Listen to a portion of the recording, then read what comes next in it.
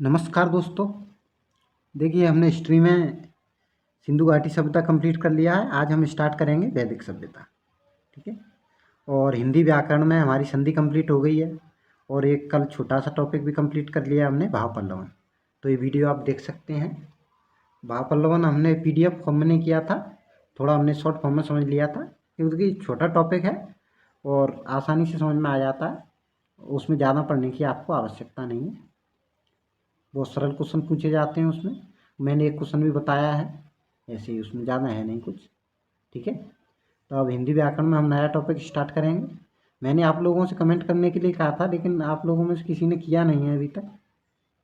तो बता देना आप लोग मुझे कौन सा टॉपिक पढ़ना चाहते हैं। नहीं, हम रस या अलंकार में से कोई टॉपिक स्टार्ट कर लेंगे। ठीक है। आज वैदिक सभ्यता पढ़ते हैं। इसमें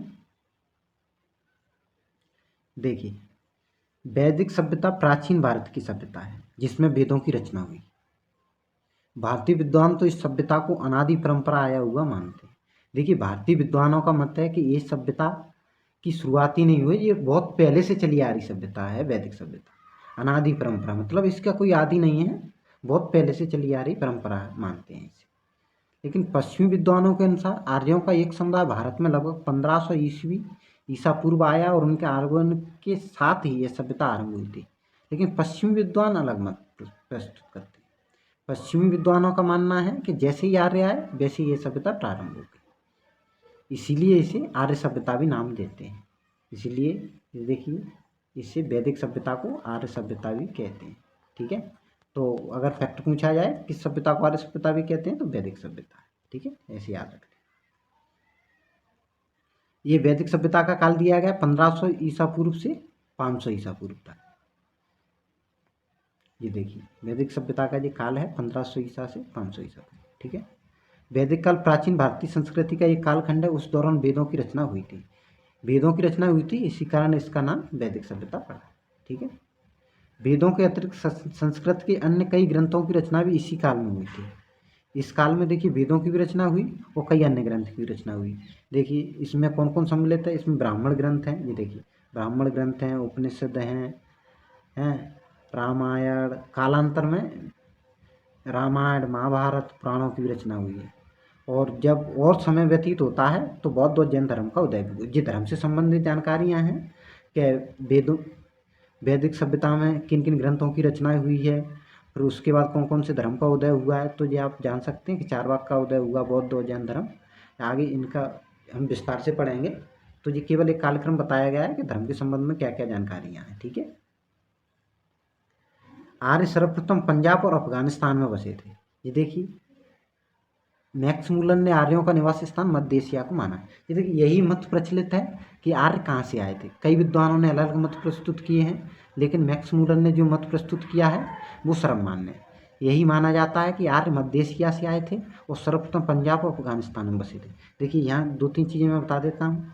देखिए, भारत तीनों ओर से समुद्र से घिरा है। इधर देखेंगे बंगाल की खाड़ी है, ये अरब सागर है, ये हिंद महासागर है, तो और इधर हिमालय है। तो इनके आने के लिए कौन सा स्थान बचा? ये पश्चिम उत्तर। पश्चिमी उत्तर मध्य एशिया से आए हैं। मध्य एशिया कहाँ है? यहाँ अफगानिस्तान से मध्य एशिया लगा हुआ। जितने भी जैसे किर्गिस्तान है, तुर्कमेनिस्तान है, जितने भी स्थान वाले देश हैं ये सब मध्य एशिया है। तो यदि मध्य एशिया से ये आएंगे तो इतना घूम के तो आएंगे नहीं, और यही स्थान है पश्चिम उत्तर वाला, तो यहाँ से प्रवेश करेंगे। तो ये सर्वप्रथम कहाँ बसेंगे? स्वाभाविक है, ये अफगानिस्तान और पंजाब वाले इलाके में सर्वप्रथम बसे थे। ठीक है। मैक्समुलन ने यार, ये देखिए, ये देखिए, सर्वप्रथम पंजाब और अफगानिस्तान में बसे थे। मैक्समुलन ने आर्यों का निवास स्थान मध्य एशिया को माना है। मध्य यही मत प्रचलित में। ठीक है। तो ये मध्य एशिया के निवासी थे और सर्वप्रथम पश्चिमोत्तर क्षेत्र प्रवेश किया, इसलिए पंजाब और अफगानिस्तान में बसे। आर्यों द्वारा निर्मित सभ्यता ही वैदिक सभ्यता कहलाई। इतिहासकारों का मानना है कि आर्य मुख्यतः उत्तरी भारत के मैदानी इलाकों में रहते थे, इस कारण आर्य सभ्यता का केंद्र मुख्यतः उत्तरी भारत था। देखिए, कुछ लोगों का मानना है इतिहासकारों का कि उत्तरी भारत में निवास करते थे, वो इनकी सभ्यता का केंद्र उत्तरी भारत ही है। इस काल में उत्तरी भारत आधुनिक पाकिस्तान, बांग्लादेश, नेपाल समेत कई महाजनपद जनपदों में बटा था। ये महाजनपद थे उस समय उत्तरी भारत में ही सम्मिलित थे। पाकिस्तान, बांग्लादेश, नेपाल। नेपाल बिहार से लगाए हुआ है। पाकिस्तान, बांग्लादेश भी उत्तरी भारत का भाग थे। और कुछ इतिहासकार मानते हैं कि ये उत्तरी भारत में आकर बसे थे, ठीक है। और जबकि मैक्स मुलर की माने तो पहले ये पंजाब अफगानिस्तान में, फिर धीरे धीरे इन्होंने संपूर्ण उत्तर भारत पर कब्जा कर लिया था। यही मत प्रचलन में है, तो मान सकते हैं आप उत्तर भारत पर धीरे धीरे कब्जा करेंगे, ठीक है। वैदिक सभ्यता का नाम ऐसा इसलिए पड़ा कि वेद उस काल की जानकारी का प्रमुख स्रोत है। वेद 4 हैं, ऋग्वेद, सामवेद, अथर्ववेद और यजुर्वेद। इनमें से ऋग्वेद की रचना सबसे पहले हुई, तो ये फैक्ट है। सबसे पहले किस वेद की रचना हुई? ऋग्वेद की। ऋग्वेद में ही गायत्री मंत्र है जो सूर्य को समर्पित है। तो गायत्री मंत्र किस वेद में है? ऋग्वेद में है। और किस देवता को समर्पित है? सूर्य को, ठीक है। ये याद रखना फैक्ट है। वैदिक काल को मुख्यतः 2 भागों में बांटा जा सकता है, ऋग्वैदिक काल और उत्तर वैदिक काल। ऋग्वैदिक काल आर्यों के आगमन के तुरंत बाद का काल था, जिसमें कर्मकांड गौड़ थे। पर उत्तर वैदिक काल में हिंदू धर्म में कर्मकांडों की प्रमुखता बढ़ गई। तो यहाँ ये चीज समझ लेते हैं। पर ये देखिए, वैदिक काल को 2 भागों में बांटा जा सकता है। ये देखिए 2 भाग में बता देता हूँ। एक ऋग्वैदिक काल है जिसे हम पढ़ रहे हैं, और उत्तर वैदिक काल आगे पढ़ेंगे। तो ये कालखंड बनता है जी 1500 BC से एक, ये देखिए ऋग्वैदिक काल 1000 BC तक है।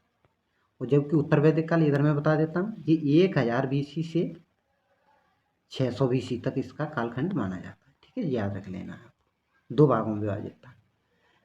ऋग्वैदिक काल में कर्मकांड गौड़ थे। गौड़ का मतलब है बहुत कम थे, ना के बराबर कर्मकांड। पर उत्तर वैदिक काल में हिंदू धर्म में कर्मकांडों की प्रमुखता बढ़ गई, मतलब बहुत ज़्यादा कर्मकांड होने लगे। आगे देखेंगे आप, यज्ञ होने लगे, बहुत बड़े बड़े यज्ञ होने लगे, राजसू यज्ञ जैसे बड़े बड़े यज्ञ होने लगे यहाँ, तो कर्मकांड बढ़ गए। और यहाँ जब समाज पढ़ेंगे हम ऋग्वैदिक काल में, तो यहाँ देखेंगे आप महिलाओं की स्थिति अच्छी है, उन्हें सभा और विदत में भाग लेने का अधिकार है। जबकि जब आगे पढ़ेंगे हम समाज उत्तर वैदिक काल में, तो महिलाओं की स्थिति थोड़ी डाउन हो जाएगी, ठीक है, और निम्न हो जाएगी महिलाओं की स्थिति, और उन्हें अधिकारों से वंचित कर दिया जाएगा। तो ये अपन को याद रख लेना है। यहाँ जातिवाद भी नहीं है, क्योंकि उत्तर वैदिक काल में ये स्पष्ट रूप से जातिवाद भी दिखाई देने लगेगा आपको, ठीक है। तो ये वैदिक सभ्यता का भौगोलिक विस्तार पढ़ लेते हैं। भारत में आर्य सर्वप्रथम सप्त सिंधु प्रदेश में आकर बसे। इससे इस प्रदेश में प्रवाहित होने वाली 7 नदियों का उल्लेख ऋग्वेद में मिलता है। देखिए सप्त सिंधु प्रदेश सिंधु नदी के आसपास का क्षेत्र है, यहाँ आकर के बसे थे। और नदियों का उल्लेख ऋग्वेद में मिलता है, यहाँ कई नदियाँ थीं, उनका उल्लेख मिलता है। ऋग्वेद में नदियों का उल्लेख मिलता है, नदियों से आर्यों के भौगोलिक विस्तार का पता चलता है। इसकी भौगोलिक सीमा नदियों से आपको पता चल जाती है कि इस नदी के इधर वाले क्षेत्र में ये निवास करते थे, ठीक है। ऋग्वेद की सबसे पवित्र नदी सरस्वती थी, इसे नदीतमा नदियों का प्रमुख कहा गया है। सबसे पवित्र नदी थी सरस्वती। देखिए 2 नदियाँ हैं, अगर आपको कन्फ्यूज करे कोई ऑप्शन में, तो मुख्य नदी थी या सिंधु, मुख्य थी सिंधु, जबकि पवित्रता की बात करेंगे तो ये सरस्वती है। पवित्रता की बात करेंगे तो ये मुख्य नदी है सरस्वती। तो ये फैक्ट ग्रुप में याद रख लेना है, ठीक है। इसे नदीतमा कहा गया है, नदियों की प्रमुख। ऋग्वैदिक काल की सबसे महत्वपूर्ण नदी सिंधु का वर्णन कई बार आया है। ऋग्वेद में गंगा का 1 बार और यमुना का 3 बार उल्लेख मिलता है। देखिए महत्वपूर्ण नदी थी सिंधु, इसका कई बार वर्णन हुआ है ऋग्वेद में, तो ये फैक्ट में पूछा जा सकता है ऋग्वेद में सबसे अधिक वर्णन किस नदी का हुआ है, तो आपको याद रखना है कि सिंधु नदी का। और गंगा देखिए महत्वपूर्ण नदी थी, गंगा का 1 ही बार उल्लेख हुआ है, यमुना का 3 बार, तो ये कन्फ्यूज कर सकता है, उसमें दे देगा गंगा का सर्वाधिक उल्लेख हुआ है, तो ये आपको गलत कर देना है, सर्वाधिक उल्लेख सिंधु नदी का हुआ है, ठीक है। सप्त सिंधु प्रदेश के बाद आर्यों ने कुरुक्षेत्र के निकट के प्रदेशों पर भी कब्जा कर लिया। उस क्षेत्र को ब्रह्मवर्त कहा जाने लगा। यह क्षेत्र सरस्वती और दृष्टद्युति नदियों के बीच पड़ता है। मैंने बताया था, देखिए आप ये धीरे धीरे अपना प्रसार करेंगे, तो देखिए सप्त सिंधु प्रदेश के बाद इन्होंने थोड़ा ये उत्तर की ओर और पूर्व की ओर इन्होंने कदम बढ़ाना स्टार्ट किया है, और इन्होंने देखिए कुरुक्षेत्र के निकट के प्रदेशों पर कब्जा कर लिया, और उस क्षेत्र को ब्रह्मवर्त नाम दिया है, ठीक है। ये देखिए धीरे धीरे इन्होंने सप्त सिंधु से धीरे धीरे कुरुक्षेत्र तक इन्होंने कब्जा कर लिया, ठीक है। आगे भी एक धीरे धीरे अपना प्रसार करेंगे। ये ऋग्वैदिक नदियाँ हैं, और इनके प्राचीन नाम दिए गए और आधुनिक नाम दिए गए। ये प्राचीन नाम है और ये आधुनिक नाम है, ठीक है, ये याद रख लेना है अपन को। देखिए मिलते हैं कुछ ना, ये देखिए शतुद्री, सतलज, अस्किनी, चिनाब, बिपाशा, व्यास, कुभा, काबुल, सदानीरा, गंडक, सुवस्तु, स्वात, परशुड़ी, रावी, बेतस्ता, झेलम, गोमती, गोमल, दृष्टद्युति, घग्गर, क्रमुक्रम, तो कुछ कुछ नाम मिलते हैं, आसानी से याद हो जाते हैं। 2-4 बात पढ़ेंगे आप तो आसानी से याद हो जाएंगे, ठीक है। एक बार में अगर 30 से 40% भी चीज़ें समझ में आती हैं तो ये बहुत होता है। ठीक है, धीरे धीरे सब समझ में आ जाता है। गंगा यमुना के दोआब क्षेत्र में उसके सीमावर्ती क्षेत्रों पर भी आर्यों ने कब्जा कर लिया, जिसे ब्रह्म ऋषि देश कहा गया। ये देखिए धीरे धीरे इन्होंने पहले, ये देखिए पहले सप्त सिंधु पर कब्जा किया, फिर इन्होंने हरियाणा वाले क्षेत्र पर, कुरुक्षेत्र पर कब्जा किया, धीरे धीरे ये गंगा यमुना के दोआब पर भी कब्जा करने लगे। तो इन्होंने पश्चिम से प्रसार स्टार्ट किया और धीरे धीरे संपूर्ण उत्तर भारत पर कब्जा कर लिया। ठीक है, देखिए, और इसे ब्रह्म ऋषि देश कहा गया। इन्होंने गंगा यमुना के दोआब बीच के क्षेत्र को, आर्यों ने हिमालय और विंध्याचल पर्वतों के बीच के क्षेत्र पर कब्जा करके उस क्षेत्र का नाम मध्य देश रखा। ये देखिए हिमालय और विंध्याचल पर्वतों के बीच पर क्षेत्र पर कब्जा करके उसका नाम मध्य देश रखा। धीरे धीरे प्रसार कर रहे हैं जो उत्तर और जो दक्षिण की ओर थोड़ा और पूर्व की ओर, जिन्होंने पश्चिम से स्टार्ट किया और इन क्षेत्रों में कब्जा करके आगे बढ़ रहे हैं। ठीक है, इसे मध्य देश नाम दे दिया। कालांतर में आर्यों ने संपूर्ण उत्तर भारत में अपने विस्तार कर लिया, जिसे आर्यावर्त कहा जाता। इन्होंने संपूर्ण उत्तर भारत पर कब्जा करके विस्तार किया और उसे आर्यावर्त के नाम की संज्ञा दी। ठीक है, ये देखिए इस प्रकार इन्होंने विस्तार किया। विस्तार में केवल यही जानना है, देखिए यहाँ से पश्चिम से शुरुआत हुई और संपूर्ण उत्तर भारत पर इन्होंने विस्तार कर लिया और इसे आर्यावर्त नाम दिया। ठीक है जी, ठीक है। राजनीतिक व्यवस्था में थोड़ा पढ़ लेते हैं हम। देखिए सभा, समिति, विदत जैसे अनेक परिषदों का उल्लेख मिलता है। ग्राम, विश्व और जन शासन की इकाई थे। ग्राम संभवतः कई परिवारों का समूह होता था।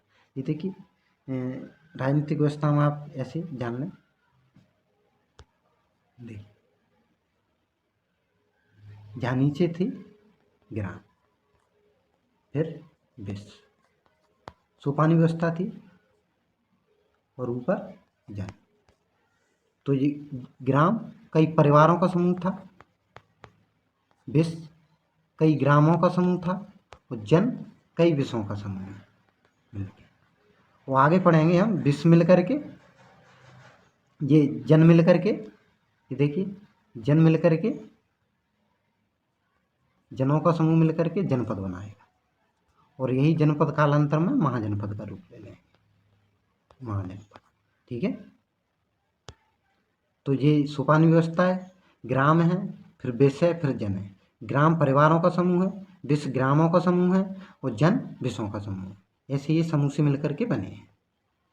ठीक है, आगे हम जनपद और महाजनपद पढ़ेंगे तो वहाँ जन मिलकर के महाजनपदों का भी निर्माण करेंगे। ठीक है, दशराग युद्ध में प्रत्येक पक्ष में आर्य और अनार्य थे। इसका उल्लेख ऋग्वेद के 10वें मंडल में मिलता है। ये फैक्ट है, दशराग युद्ध के बारे में वर्णन दिया है। और ये दशराग युद्ध, ये देखिए परशुली रवि नदी के किनारे, ये रावी परशुली नदी के किनारे लड़ा गया। इसमें भारत के प्रमुख कबीले के राजा सुदास ने अपने प्रतिद्वंदियों को पराजित कर भारत कुल की श्रेष्ठता स्थापित की थी।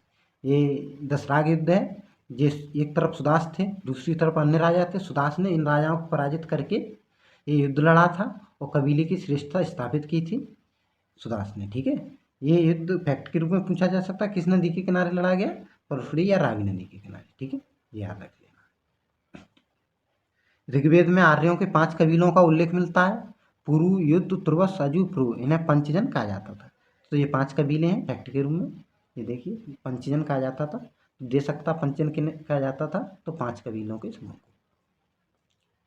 ऋग्वैदिक कालीन राजनीतिक व्यवस्था कबीलाई प्रकार की थी। ऋग्वैदिक लोग जनों या कबीलों में विभाजित थे। प्रत्येक कबीले का एक राजा होता था जिसे गोप कहा जाता। तो ये कहा गया है, ये देखिए कबीलाई व्यवस्था थी और कबीले में सभी मिलकर शासन करते हैं, कोई श्रेष्ठ नहीं होता है। राजा का केवल एक कर्तव्य था, कबीले का संरक्षण करना। तो ये याद रख लेना। जबकि आगे पढ़ेंगे हम कालांतर में तो राजा की शक्ति में उत्थान होगा, क्योंकि राजा विशेष यज्ञ करेगा तो उसके माध्यम से शक्ति अर्जित करने की कोशिश करेगा। यहाँ राजा के पास कोई शक्ति नहीं है।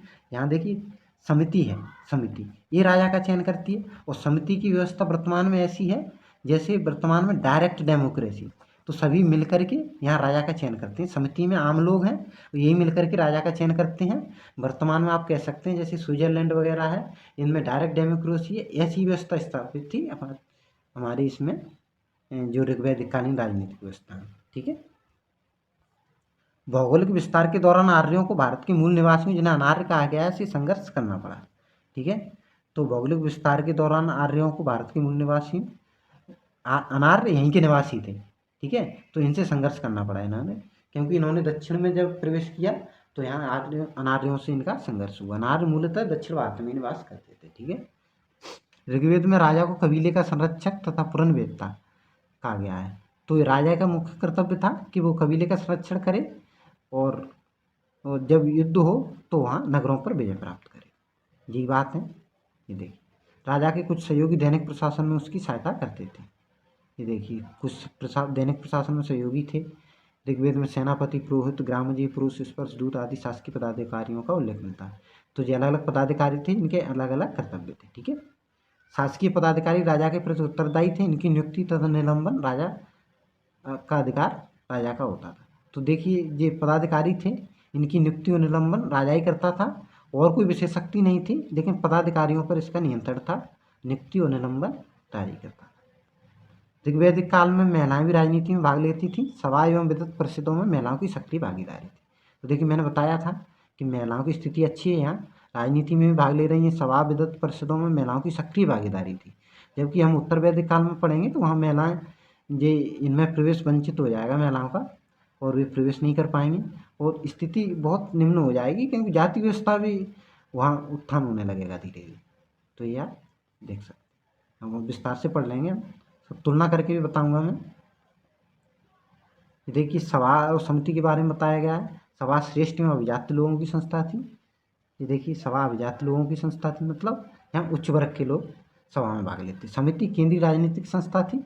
समिति राजा की नियुक्ति पदच्युत करने, उस पर नियंत्रण रखती थी। संभवतः समस्त प्रजा की संस्था थी। ये देखिए, समिति ही सब कुछ करती थी।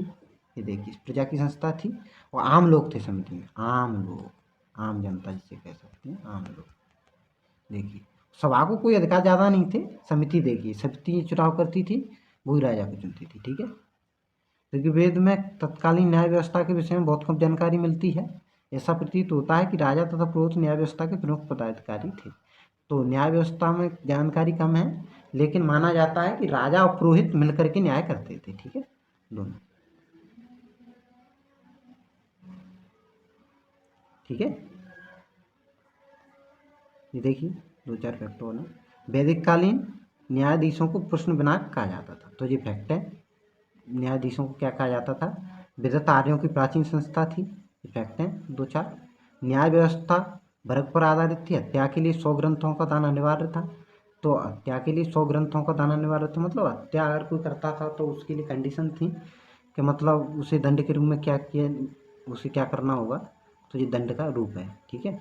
वर्ग पर आधारित थी, मतलब ऐसे वर्ग थे चारों, ब्राह्मण, क्षत्रिय। जी स्पष्ट रूप से अभी दिखाई नहीं देंगे, लेकिन उत्तर वैदिक काल में आपको स्पष्ट रूप से वर्ग विभाजन दिखाई देने लगे, ठीक है। राजा भूमि का स्वामी नहीं होता था, जबकि भूमि का स्वामित्व तो जनता में निहित था। देखिए, भूमि कोई व्यक्तिगत नहीं थी, भूमि पर सभी का अधिकार था। स्वामित्व जनता में निहित था, जनता की भूमि थी। क्योंकि देखिए, कबीले का उद्देश्य, कबीले में जब लोग रहते हैं तो मिलके रहते हैं, यहाँ कोई संघर्ष नहीं था, ठीक है, मिलके रहते थे लोग। हाँ, एक कबीले का दूसरे कबीले से संघर्ष होता था, लेकिन कबीले में आपस में संघर्ष नहीं था। मिलके जो भूमि होती थी सभी उपभोग करते थे और उसमें उत्पादन करते थे, ठीक है।